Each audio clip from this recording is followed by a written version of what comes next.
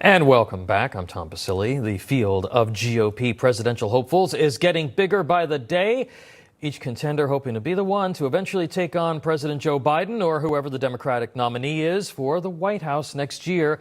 This week, Miami Mayor Francis Suarez joined the fray, and now another mayor.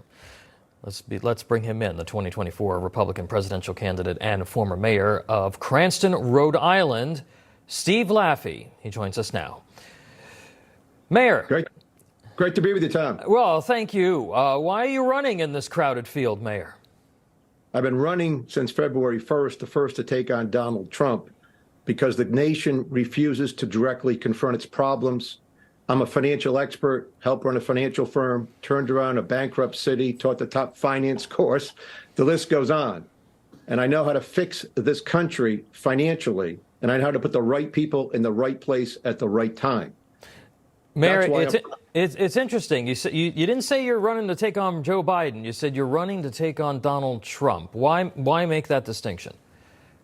Well, there's something called the Republican primary right now, and the other candidates seem to be mini Trumps. They either worked for him, became sycophants for him, and now backstab him, running against him. I can see why Donald Trump is upset about that, because in the history of mankind, I mean, did Nixon do that to Eisenhower? Really? So we're in a primary, folks. Yeah. And to actually just be a servile lapdog for Donald Trump in the primary means that you're really not running for president. So tell us a little bit more about yourself, because you say you've been running since February, but you know, there's been a lot of other attention has been given to a lot of the other candidates. Folks are probably just learning about your candidacy. What do you think differentiates you from the other folks in the field? Well, number one, simply my financial background, my business background. That's number one. I mean, look at and go to stevelaffey.com and you can see me with specific proposals where my opponents say generalities or say nothing, say on Social Security. I have a complete proposal to take $65 trillion out of the unfunded liabilities and restore the middle class with it. A specific proposal to change the Federal Reserve, which on purpose has tried to destroy the middle class and largely succeeded through its inflation and what it's done over the last many years. And we need to change that so that the middle class is restored. Nobody else even understands what I'm talking about as running for president. They don't have any proposals. Nikki Haley, go to her website, Tom, and she wants money, right? That's what they all want. You can go to my website and see specific proposals on how to end corruption, specific proposals about how to do this so we can fix the country so that we can actually have a middle class. I come from the low middle class, so people know, but I'm a Harvard Business School graduate at the age of 24. Worked 15 years in the financial field, was regarded as the top stock picker of the 1990s by the Wall Street Journal. So I know what I'm talking about. And single-handedly, we turned around the city of Cranston from bankruptcy to 8 notches upgrade in the bond rate. No one else understands this kind of stuff. And no one else has specific proposals to fix the country for the middle class. Mayor, I was in Iowa a couple of weeks ago, and the one thing all the voters had in common, whoever they were supporting, they said they want to win. Why are you someone who can beat Joe Biden, and why do you think Donald Trump can't? Donald Trump should get out of the race. These indictments are damning, as William Barr has spoken about. He is not going to be the president again, and the people who support him right now will not be the president again. The middle-class suburban mom has had it. She doesn't want to see someone who's been convicted of sexual abuse be president. These things have all happened this year. So, yes, we want to win. And I'll tell you, Tom, in November, December of 1975, there was a guy named Jimmy Carter who was given no chance to win. And he won because he was the right person for the times. Because of our debt problem, our financial problems, which are just beginning. Watch when I announced on February 1st, and I said, I'm running because we're having a financial crisis now.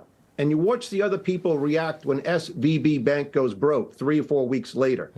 I said rightly why it happened, mismatching assets and liabilities, and you got the good governor of Florida saying it went broke because it was woke. That's unacceptable.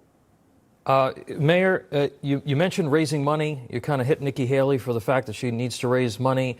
How are you going to break through? And you need 40,000 donors in order to get onto the debate stage, according to the Republican National Committee rules. How are you going to raise the money to get on, not only to get on the debate stage, but also get on the ballot in the states that you need?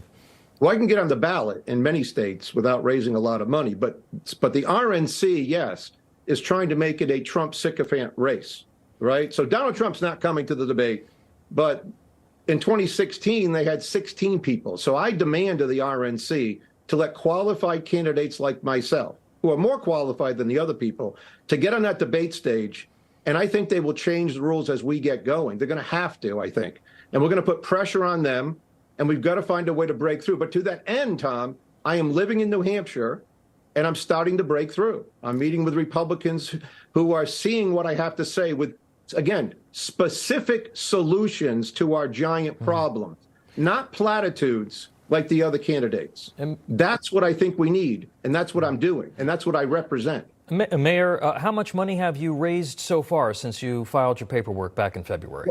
Well, I have over $100,000 in the bank, but you're right. I need to break through where like Herman Cain.